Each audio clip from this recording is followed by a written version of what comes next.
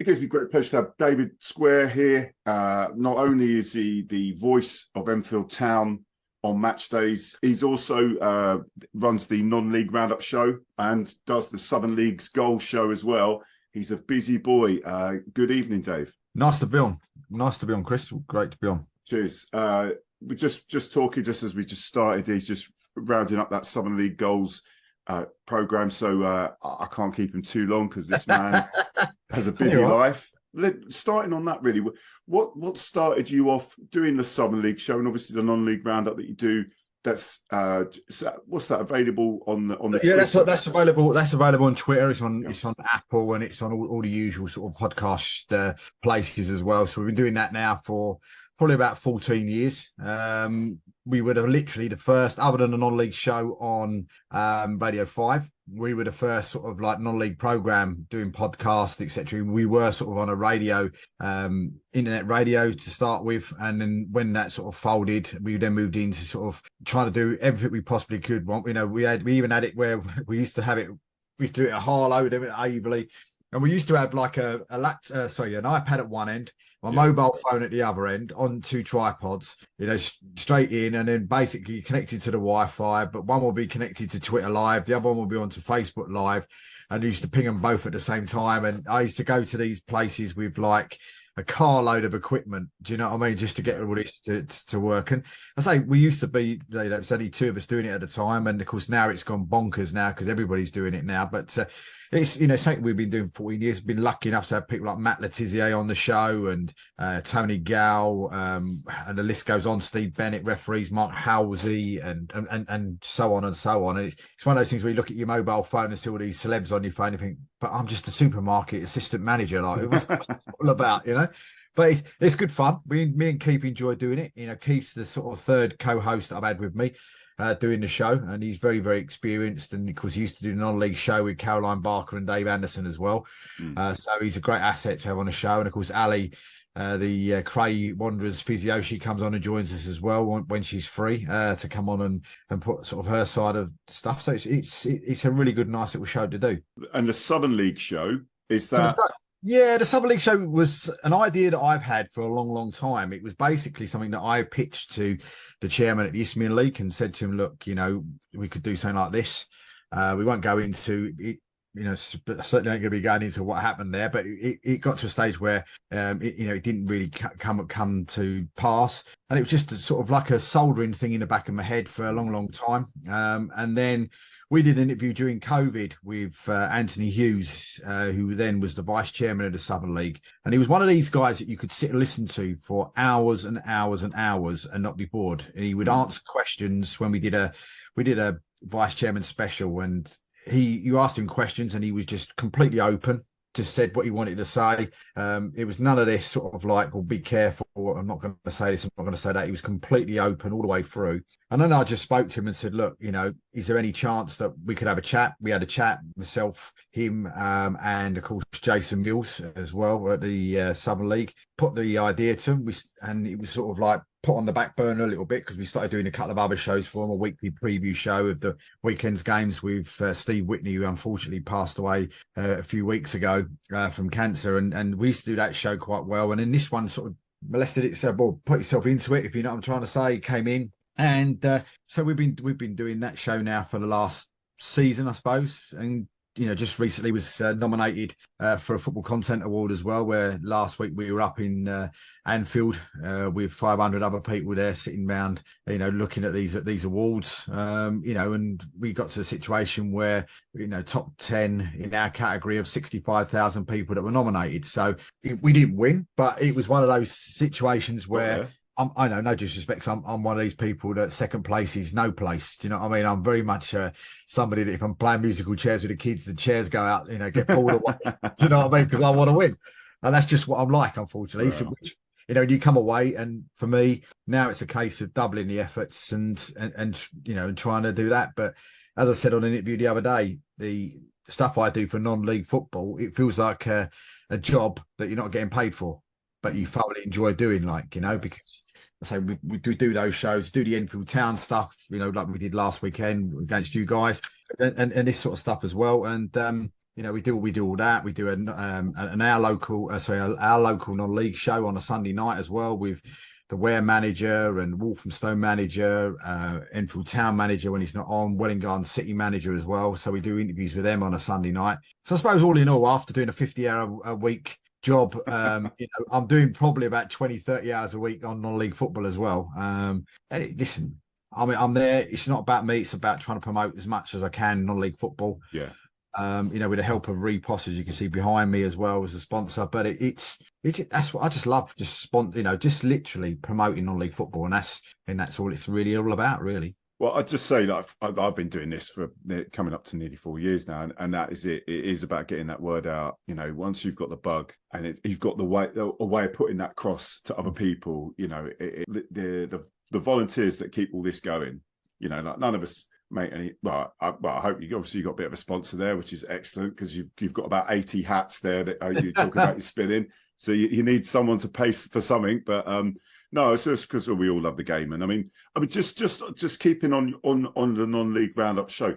I know you mentioned a few big names, but what was your favourite, your best interview? Is there any one that comes out like? No, there's one that's out absolutely massive. And do you know what? It's going to bug me because I can't remember the gentleman's name, and and I know I've got him on like a WhatsApp message or something. I'm just checking now as I'm talking to you, see if I can find the guy's name. But basically, the gentleman at the time was the chairman of Crawley Down Gatwick. Okay. So we got him on the show and said, look, would you like to come on and the show? He said, yeah, Dave. He said, not a problem. He said, but the only downside to it is, he said, I'm on the burger bar. He said, someone's pulled out doing a burger bar. He said, so I'm doing the under 18s. He said, so basically I'm doing the burger bar on whatever night it was. I can't remember when it was. So I said, that's all right. I said, no, not a problem. I said, we're in the studio. Around it. We'll just, we'll be live, but it's not a major problem. We'll have a laugh and a joke with it. So he said, well, as long as you're happy with that, he said, then great. And so we were sitting there, we were just chatting to him about Crawley Down Gatwick and just, really enjoying the conversation. And all of a sudden he just says to me, Dave, do you mind? I went, no, go on. And you can hear this guy in the background and he's going, yeah, he says, I want 2 burgers, chips, bovril, so. And it was just, we were just sitting there, me and Keith were literally just sitting in the studio, crying and crying with laughter, because it was just, we just turned and said, we won't get this on, Radio 5 or Sky. Do you know what I mean? And the guy was, trying to say, he just summed up non-league football sort of perfectly. I mean, that was my the best one I can honestly say I enjoyed it. But I think the one that, the two that went viral, one that sort of stopped me. I'm very much a talker. And I remember going to one of these shows we were doing up in Harlow when we used to do it in the back of a shop with the radio. And we got down the for some reason, my wife was driving that night to take us to Harlow and I was in the passenger seat and the phone went off and it was a guy called Jerry from Kingstonian. And I'm thinking, okay, what does Jerry from Kingstonian want with me? Like, and then anyway, he said, hello, Dave. He said, I've got somebody here that wants to speak to you. Oh, okay, fair enough. And he hands the phone over. Apologies, my ring doorbell going off. But he starts talking, and when you hear a distinctive voice on the end of a phone, somebody you've always wanted to speak to, and it just completely frazzled me completely. And he sort of like mumbling over me words, couldn't say, Dave, what's the matter? What's the matter? Like this. Of course, on the other end of the phone was a certain Mr. Martin Tyler. Oh, wow. And it was like, oh, this is just not what's going on. It's just crazy stuff, and so we had that sort of chat with Martin Tyler, and then Martin came on sort of a couple of weeks later and came on to the show. But I think the 2 viral ones was, and you might remember this, a few years ago when Billericay had shall we say, a very, very famous or infamous, whatever you want to say, sort of, and he came into the show. And, that show went bonkers and he said a few bits about the then, manager and so forth. And of course, the manager being Craig, who's now the manager down at Cheshunt. And he came on the following week and he gave his side of the story, and his side of the story ended up being the 2-week special because once you start talking, you can't stop him. He's worse. And I think even on those shows, it was like 3,000 or 4,000 people, and 1,000 people downloaded the podcast, and et cetera, et cetera. So you got those sort of really sort of viral, ones as well that went there. And it's great because you talk to all these different people on the show, not necessarily just famous people, but you get to speak to, like, you know, the tea lady maybe down at Hastings, say, you know, you might get to speak to this person or that person. They haven't necessarily got to be famous. It's just somebody that wants to come on, got a story they want to get out there, wants to promote their club. And the idea is physically to, you know, to get them on the show, you know, and just get them to promote, you know, what they want to physically promote for their actual club. Okay, well, talking about promoting clubs, obviously you do the Enfield Town commentary. Now, how long have you been doing that for, Dave? We've been doing that now for, I think we started it. I'm just trying to think when we did start it. I think after Christmas last year, end of the season last year, and then sort of then it sort of come into this year, because I really didn't have a club at the time. I'd sort of had a few issues and with previous clubs that I was with, and you know, that were for different reasons. Not, I wouldn't say any of it was down to myself. It was just down to people with different opinions. And then I thought, right, okay, I'm not being used to how I want to be used. And Enfield, we're doing stuff for Enfield, and Enfield sort of said to me, well, come down. And you came down and felt a little bit of like a superstar who walked in. Oh, hello, Dave. All these people, and I've never seen them before in my life, you know, but watching the interviews we've been doing with Andy Leese and the manager at the time. And then sort of went on to start doing, you know, all of their commentaries and that. And it's a bit of a fun commentary. We're not Martin Tyler, do you know what I mean? And Gary Neville, you know, we have a bit of a laugh with it and a bit of a joke with it as we go along. But we enjoy doing it as well at the same time. And, you know, sometimes the names sort of trip you up. I mean, you're number 10 at the weekend. I was trying to get his name right all the way through the game, but, you know, I thought he was John, wasn't it? John. Yeah. What, John Ufer? Yeah, John Ufer. Yeah. John Ufer for me was your best player at the weekend. I thought he was outstanding. Good player. He's actually in those pictures. I've got the. I saw him. Yeah, he's in there. Yeah. And I'll be honest. I thought he was, you know, brilliant player. And I say your goalkeeper pulling off those four quick saves in quick succession as well was Charlie Granger. That was Charlie Granger. Yeah. No, it was. He kept us in the game. Incredible. Yeah. You know, and a good game. It was. You know, the score probably didn't, you know, say how the game went. I don't think. I think it was 3-1. But if it had come away with a draw, you probably would have said, yeah, fair enough. Well, yeah, I want to go back to COMMS in a second, but like going on about the game, I mean, I felt first for Hastings, I thought it was the best half I've seen for a long time from us. We've obviously had quite a funny season with the previous manager going fairly quickly. Things had gone really tits up, and luckily Chris Aggett has come around and turned it round. A few faces that shouldn't be there had gone, and, you know, things had been rejigged.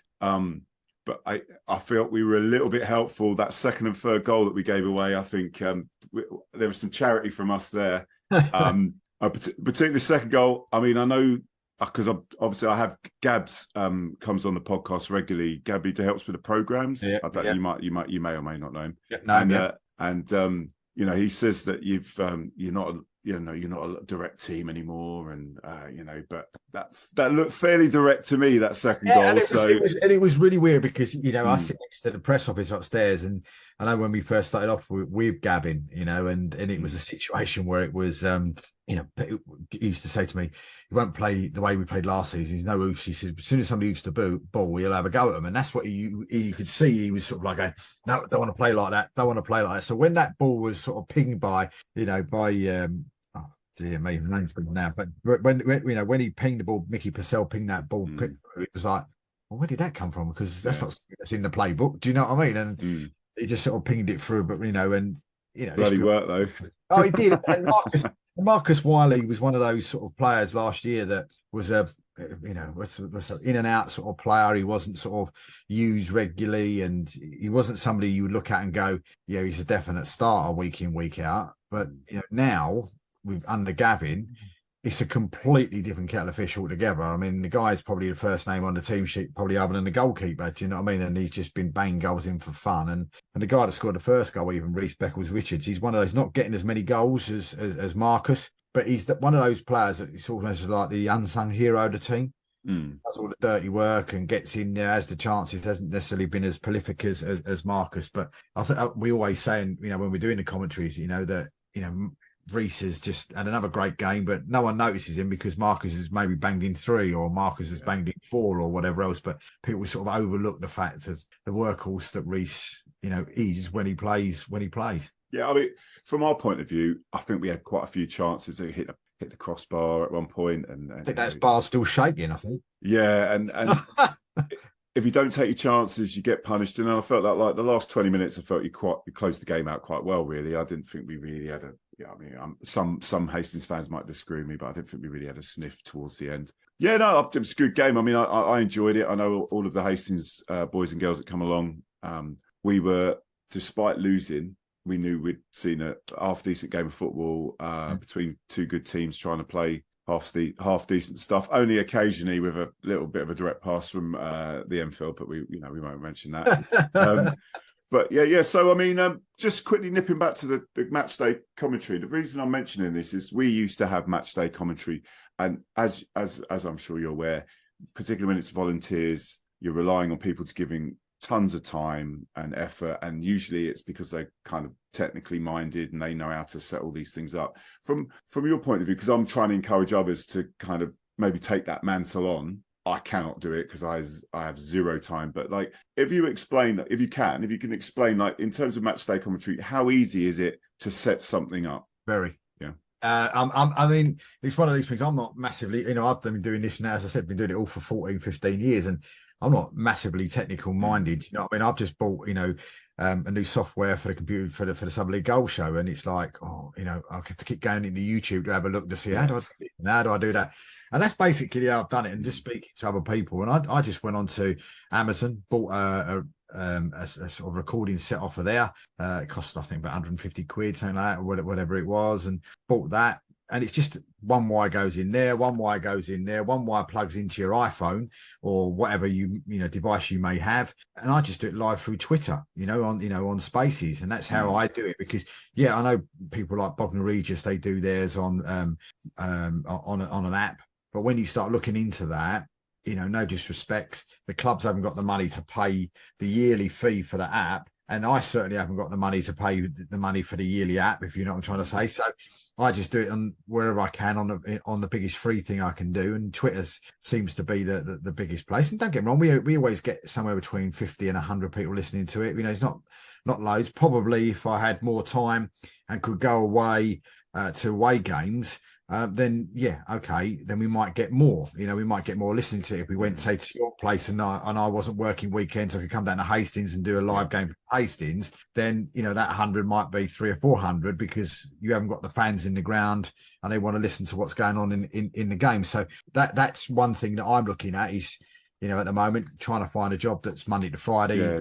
It's me the weekends off, and I can put more time into non-league football. So I'm sort of trying to change my sort of lifestyle around just to sort of fit around non-league football, so that I can do even more than what I'm doing at this present minute in time. Oh, well, yeah, it's a toughie, isn't it? Because yes, you got the passion, and obviously you've got the bug. You've been doing this for years, but you've got to get a balance right, isn't it? In terms of money, in terms of time, it's difficult. But the just one last question, Dave, which was just.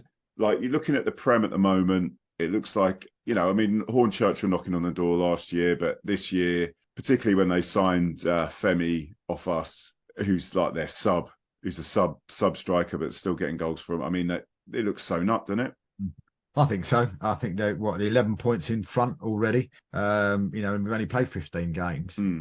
It's just, it's absolutely mental. But they're up there. I don't expect Enfield to challenge, in that position. I mean, I look down the list. There's some weird names there. You look at Chatham's. You say weird names, but Chatham got promoted last year. They're up there in third. Did we expect them to be there? Probably this year because of the playing personnel they've got. Yeah. The biggest surprise is Wingate and Finchley sitting there in fifth. Billericay, I would have said that's probably the biggest disappointment. Gary, I would have thought would probably maybe a little bit disappointed. The 15 points behind Hornchurch. I think at the beginning of the season, you definitely would have expected they would have probably been in Hornchurch's position. With some of the players that they that they have actually bought during the off season and stuff. So I think it's quite. At this present minute in time, you can't say anything other than Hornchurch to win it and win it possibly by Easter, by the way they're going, but maybe before.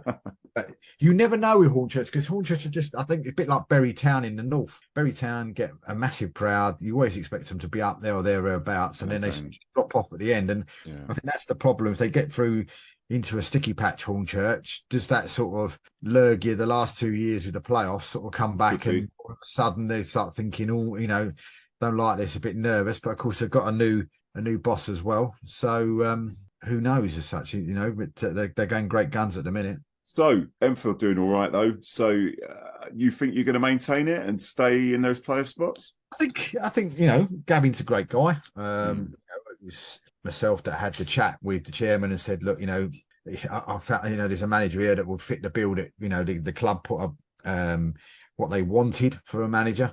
And I'd just interviewed him, you know, a week before on the show, and I just went back to the chairman and said, look, for me, he's the ideal man to take over, and he ticks all your boxes twice. You know, and he's turned around and said, look, as far as I'm concerned, he said, like, this is a transition year. You know, he said, yes, we'd love to be in the playoffs. He said, and that's, you know, and I think that's what they're looking at, you know, maybe a good run in one of the cups and so forth. That hasn't happened as yet, but it's still the League Cup. But I think from what I've seen, I would definitely Hang on, don't forget the Phoenix Cup or whatever that's called. Yeah, Phoenix Cup. Yeah, I forgot all about that one. Yeah, that's this week. Yeah, European game this week, next Tuesday night.